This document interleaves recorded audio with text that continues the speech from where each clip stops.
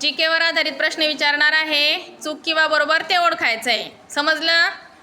पहिला प्रश्न, श्यामची आई या पुस्तकाचे लेखक साने गुरुजी हे आहेत. बरोबर. आपला राज्य पक्षी पोपट हा आहे. चूक. बरोबर, कारण आपला राज्य पक्षी कोण आहे? हरियाळ. आपला राष्ट्रध्वज तिरंगा आहे. बरोबर. शिक्षक दिन आपण 5 सप्टेंबर रोजी साजरा करतो.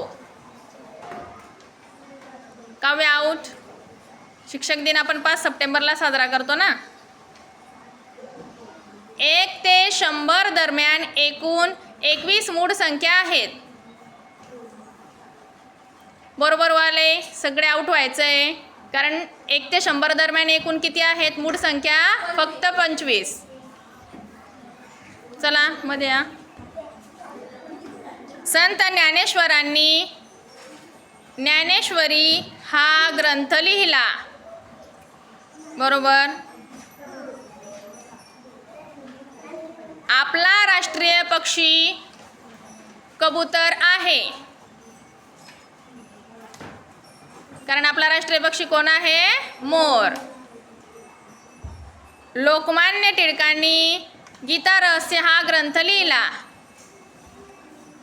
चूकवाले बाजूला सरका, कारण लोकमान्य टिळकांनी गीता रहस्य हाच ग्रंथ लिहिलेला आहे. वाक्य बरोबर आहे.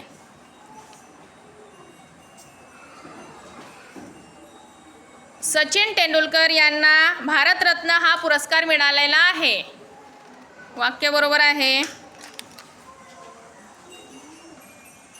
जवाहरलाल नेहरू यांचे टोपणनाव महात्मा असे आहे.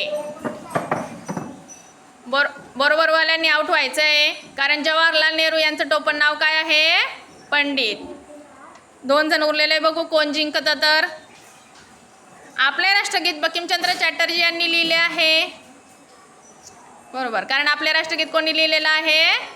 रवींद्रनाथ टागोर. श्यामची आई या पुस्तकाचे लेखक साने गुरुजी आहेत. बरोबर. पुढचा प्रश्न विचारते, बघू कोण जिंकतं तर. 1 ते 100 दरम्यान एकूण 80 संयुक्त संख्या आहेत. यशस्वी आऊट, कारण तू उशिरा गेली. कारण 1 ते 100 दरम्यान एकूण किती संयुक्त संख्या आहेत? 74. तर विनर कोण आहे? प्रथमेश. टाळ्या वाजवायच्यासाठी सगळ्यांनी.